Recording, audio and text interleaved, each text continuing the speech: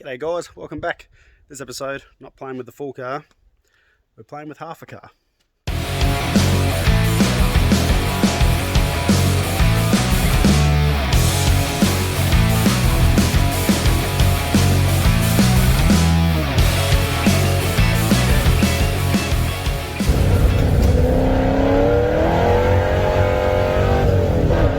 Get started, I want to say a massive thank you to all the people that have jumped on, subscribed, commented. Been really humbling and really do appreciate all the feedback and stuff like that. Hopefully I can keep moving on this project quicker than what I'd like to. Things have settled down a bit now, which is what I said in my last video, that I was moving house, put one up on the market and it's sold. So really happy with that. Now currently not in my shed, in the father-in-law's place. He's been kind enough to give me a bit of room in his shed so I can keep on going on with this project. So, which leads me to the next point of what I now have. And I went and bought half a car. So this is so that I can do mock-up easier without having to pull apart that thing. And I can keep driving that, enjoying that, even though I haven't really been doing that.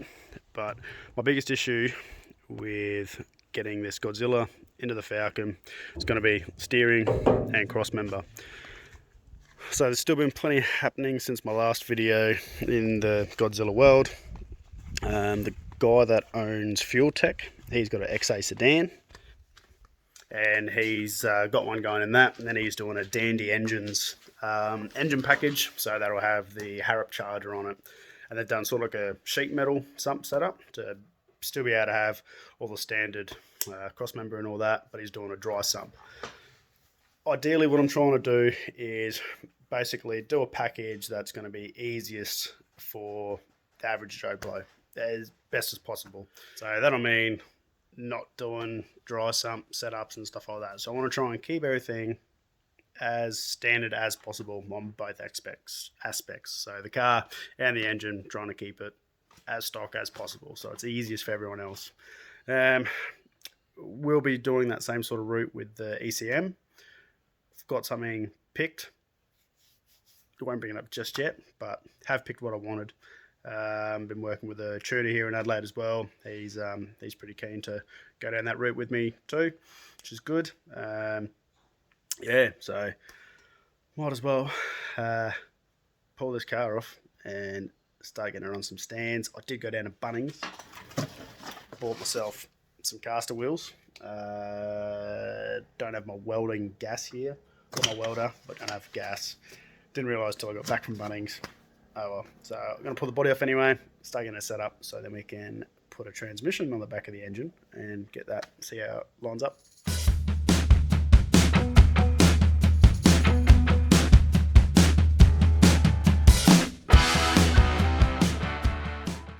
Don't know what happened on my phone, but got the half cut all set up nicely now. Had to get it off the trailer, use the engine crane, get it off. So now I've got everything pretty much ready to start folding up. But also do have this transmission. It is a TR3650. Was in the, I don't think the BF Falcons here in Australia, but they did come in the Mustangs and the BAs, so it's a 5-speed. They did have two different series. One was the earlier one, obviously it was cable actuated for the clutch, and then these have gone to the hydraulic actuated. So that's what this one is, and they also sorted out some other issues as well.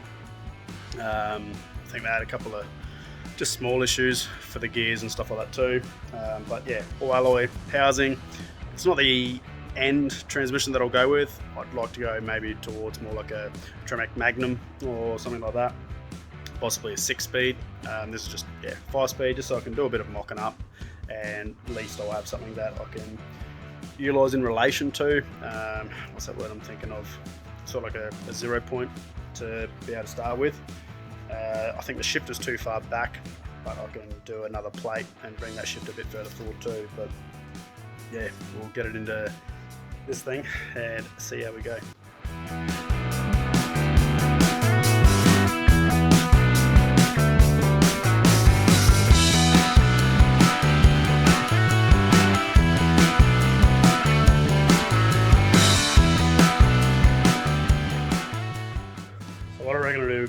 begin with is I will try and get the engine in on its own without the gearbox, see how it sits, see how far back it'll go. We already do know that straight away it's not going to fit in straight as it is because of the Sump setup. Cleveland, which come out in these cars, also the 6-cylinder cross flows and pre-cross flow engines, the Ford Zipper 250s, and smaller again in the XAs and XBs. But yeah, the Sump was generally in front of the cross member. This is at the back, and it kind of has to be at the back on these being stock. The way that they've done the oil pump and the pickup, it's how it is. There are some aftermarket stuff already, as I've previously mentioned in my other video. Indie Power Products do a wicked, basically like a billet aluminium or alloy rail that they put on there first, and then they do another Sump that bolts to the rail, but the rail allows the oil passage to go to an external setup. Then there's another mob, I think 417 Motorsports, they do like a sheet metal alloy Sump, which shaves a bit of space off as well. But yeah, we'll get it in as it is, and then we'll go from there and see what we sort of work out and how it sits.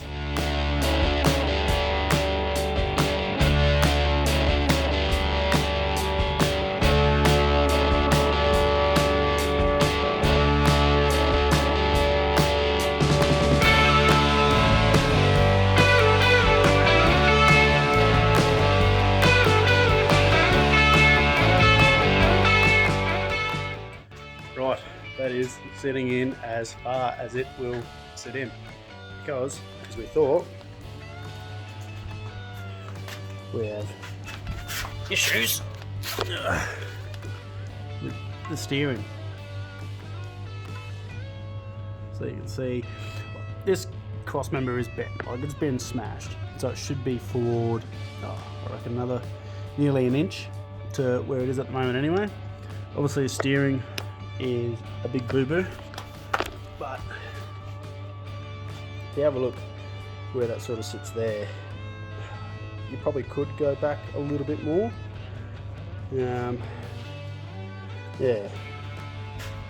front's not too bad. You've got sides, a little bit of clearance,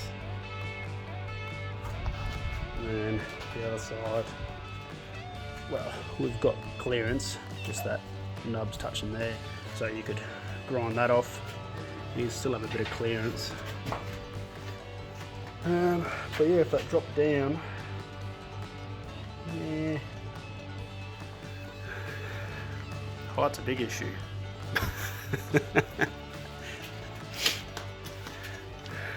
Yeah, we'll still come down further obviously, but I think height,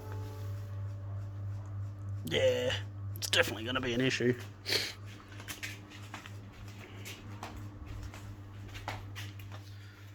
Let's get the gearbox in position, because engine fouling on that steering arm. I want to get it on an engine stand and possibly take the Sump off and see how much clearance we've got. I might be able to shave a bit off, maybe just modify the Sump maybe.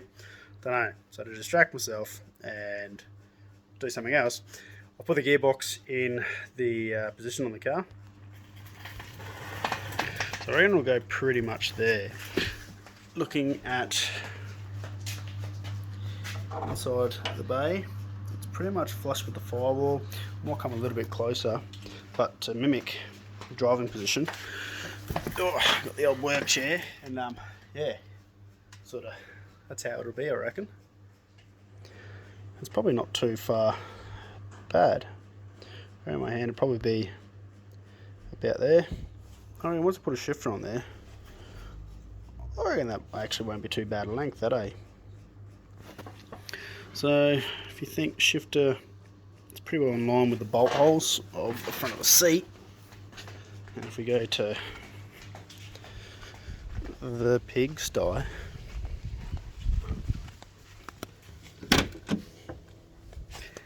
it's not far off, eh?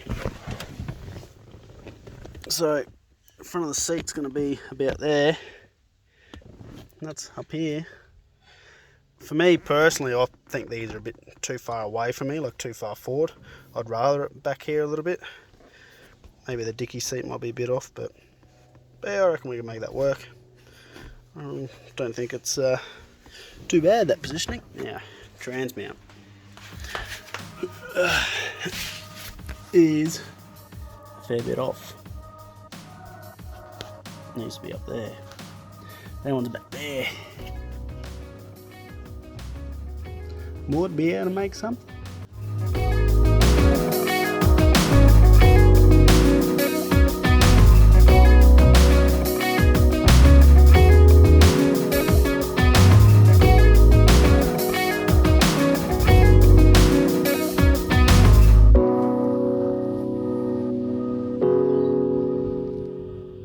I'll admit, this feels really weird pulling a Sump off a brand new engine. And yeah, see what clearance we have. So I took some photos of where the steering arm went, so we can have a suss on, can we just modify this Sump and knock some pieces out. Yeah.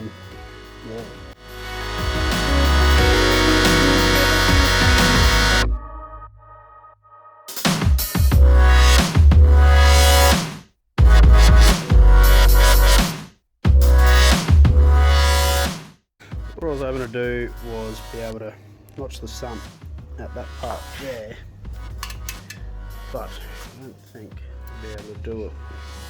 So about 14 inches or 36, yeah, about 36, 37. It's pretty much the same there too. So notching the Sump is not going to work. I broke something already. Where the oil filter is, it's a little black plastic thing. If you undo that nut, you can pull that black plastic thing out, which is this bit here, which goes inside there. I didn't do that, so therefore that bit stayed in the engine and broke off, and that came with. So yeah, note to people who want to pull one off, there's that bit there, plus the oil cooler. So you're going to pull oil cooler out, and this side, that black plastic bit. Don't know what that does yet, but yeah, anyway, this is inside a Godzilla 7.3. So this is the issue that causes having to have a rear Sump. Oil pump is driven off the crankshaft, so you can see timing chain in there, then oil pump chain comes along the shaft, and all your pump is inside there.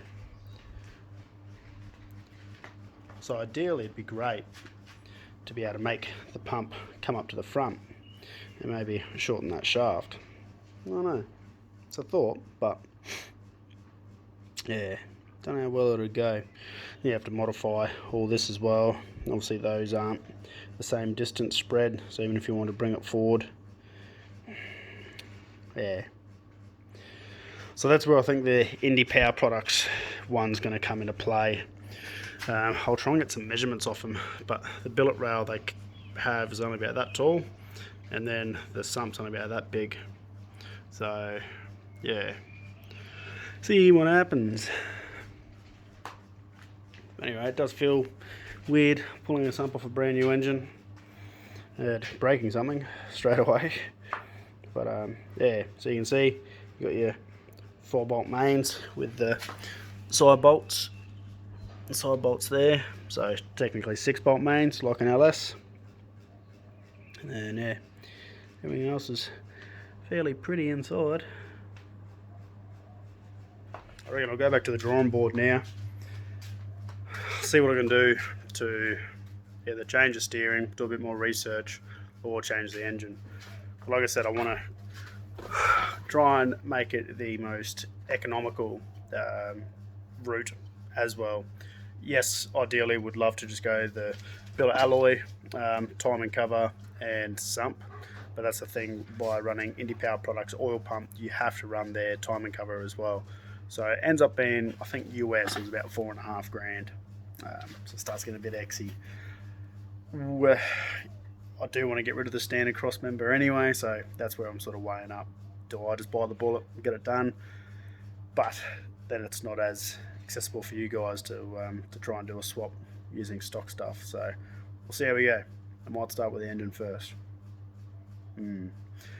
But anyone else who's wanting to see some Godzilla love, head over to my mate Phil's page, Filthy Builds, filthy with a PH, PH fat. But yeah, he's got an XB coupe and a 67 F truck, I believe, bump side. And yeah, he's putting a Godzilla into this F truck, and it is clean. It is not. It's going to be macking. Really keen to see this build come through. So it's another Aussie guy doing a Godzilla swap. So head over to his YouTube channel, Filthy Builds, and then yeah, you'll see all about that. So, but he's doing like airbag suspension, notch chassis, 4-link rear end. Like it's a pretty up there build. So yeah, really keen to see how that all pans out. Plus he's got a killer XB coupe. Most of you guys probably know it. Yeah, twin turbo. So you run 408 stroker in it, I think, at the moment, and yeah, it pumps out 1400 horsepower at the wheels, over 1000 kilowatts. So it's a pretty serious bit of gear as well. But other than that, again, thank you so much to everyone. Extra people who've bought some more merchandise, stickers, shirts, jumpers. Managed to sneak out a couple of jumpers for some people who asked and requested. And again, all the subscribers, people who've been liking it, thank you very much. You guys are the ones that help me keep going along and let me know that you're keen to see it and that it's entertaining you guys. So thank you very much again, and we'll catch you next time. Cheers, guys.